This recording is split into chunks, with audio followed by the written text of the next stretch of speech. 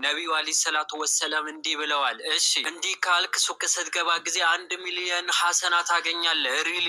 ከዛስ? ወንድሜ ሰነዱን አሳየ። ሰነድ ምንድነው ስንል የኋላ ኪስ ነው። የኋላ ኪስ ነው። ሰነድ ችግር የለውም። ሰነድ ችግር የለውም።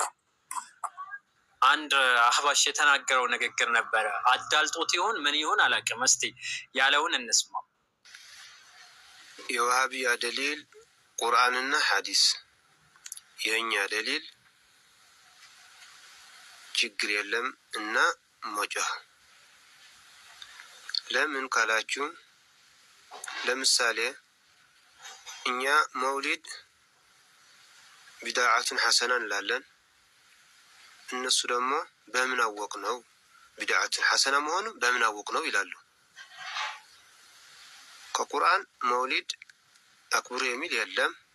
እንግዲህ በእነዚህ ሰዎች አገላለጽ ወይም በእነዚህ ሰዎች አስተሳሰብ ወደ ተውሂድ የሚጣራ ከሽርክ የሚከለክል ወይም ሰዎች ሽርክን እንዳይሰሩ የሚያደርግ ሽርክ ከባድ ወንጀል እንደሆነ የሚያስጠነቅቅ እንዲሁም ሰዎች ብቸኛው አሸናፊ የሆነው አላሁ ሱብሓነሁ ወተዓላ ብቻ መገዛት እንዳለባቸው የነቢዩ አለይሂ ሰላቱ ወሰላም ሱና መከተል እንዳለባቸው አዳዲስ ፈጠራዎች ከቢዳ መራቅ እንዳለባቸው ካስተማሩ በእነዚህ በአህባሽና በሶፊያ በአሻሪ አስተሳሰብ ምንድን ነው ወሃቢያ ይባላል። ያው ወሃቢ የሚባል ፊረቅ አንጃ የለም። በነገራችን ላይ ምንድነው ያለው ሰውየው ራሱ የወሃቢያ መረጃ ደሊል ቁርአንና ሐዲስ አለ።